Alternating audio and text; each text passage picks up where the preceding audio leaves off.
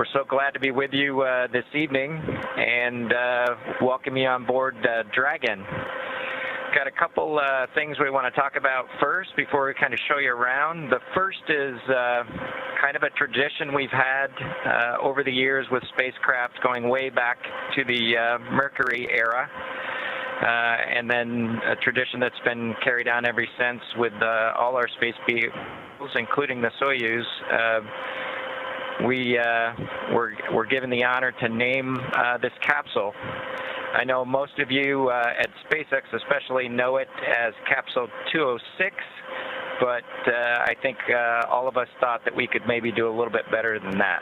So without further ado, we would like to welcome you aboard Capsule Endeavour. We chose Endeavour for a few reasons. One, because of this incredible endeavor NASA, SpaceX, and the United States has been on since the end of the shuttle program back in 2011. The other reason we named it Endeavour is a little more personal to Bob and I. We both had our first flights on Shuttle Endeavour, and it just meant so much to us to carry on that name. That's what we decided to go with. So we hope you enjoy that name, and once again, welcome on board. Well, good evening, everybody, and welcome aboard Endeavour, the SpaceX vehicle headed to the International Space Station. Today, we accomplished the first flight off the Florida coast in quite some time, and Doug and I were really proud to have an opportunity to be a part of that. We're doing it in a brand new spaceship, a spaceship that's a lot different than its namesake Endeavour, the space shuttle, in that it has touch display screens that allow us to accomplish most of the interfacing requirements that we have.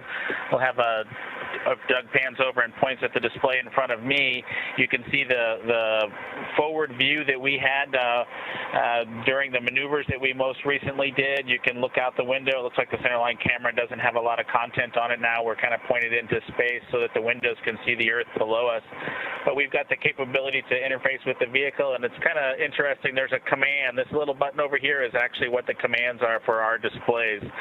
One thing that does get lost is there is a extensive button panel down below as well. So over on this side, we can turn the displays on and off, as well as send some commands for some contingency situations. On the other side, we have the ability to deploy chutes and things like that on entry. So we do have some buttons, but the primary interface is these displays. So nice, new, modern cockpit that we've got for our compared to our namesake, the Space Shuttle Endeavour. I'm going to migrate a little bit away from our seats here, and Doug from his seat is going to continue to try to follow me so you can tell what can be seen from the seat that he sits in. So from his seat, when he is in the vehicle, strapped in, this is what his view actually looks like. You can see a window off to the one side. We each have a window that we can view out and see what's going on outside. That was exciting on ascent for us to be able to see the arm rotate away from the pad, and that's when we both, I think, knew that we were going to launch today. So that was super cool. I've got one on my side as well. The hatch that we came in is the hatch that's right behind me. It is a little bit of a tight quarters, but I'm going to try to demonstrate some of the capability that we have now that we're in zero gravity. So I think I was requested to do a backflip. I'm going to kind of do a side spin, which is a little bit of a permutation on that request. So hopefully you can see what it's like to actually float in zero gravity, and Doug and I are super excited that we got the opportunity to do this again today, even before the end of May. So that was super cool. We did, it turns out, end up with one stowaway on board our vehicle when we launched today. It was not just Doug and I who accomplished the launch here. We do have an Apatosaurus aboard. We both have two boys who are super interested in dinosaurs. And we collected up all the dinosaurs between the two houses, and Trimmer, the Apatosaurus, got the vote from the boys to make the trip into space today with us. And so that was a super cool thing for us to get a chance to do for both of our sons, who I hope are super excited to see their toys floating around with us on board. I'm sure they would rather be here given the opportunity, but hopefully they're proud of this as well.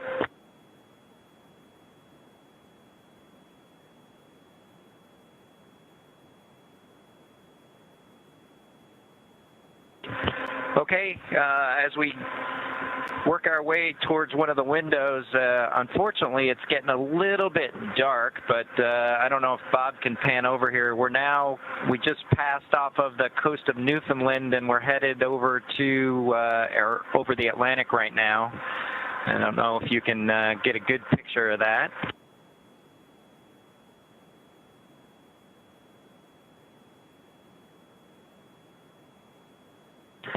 Anyway, hopefully you enjoy that view as we pass over the Atlantic, and I think with that we will work ourselves back into the seats and wrap things up for this evening.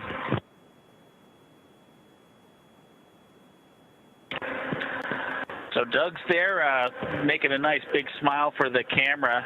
I hope you enjoyed the trip today with us on board the Dragon capsule Endeavour with our friend Trimmer, the Apatosaurus, and Doug and I.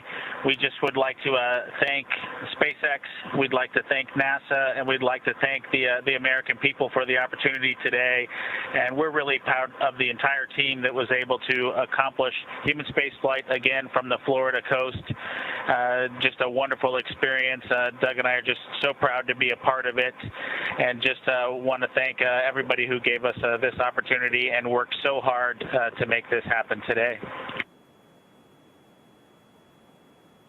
So with that, I think it'll be good night from Capsule Endeavour. Good night to everyone at NASA, at SpaceX, and the United States, and congratulations to the teams that got us into orbit. And we're looking forward to seeing Chris Cassidy and his Russian colleagues on board the International Space Station tomorrow morning. Good night, Megan and Theo. And Karen and Jack.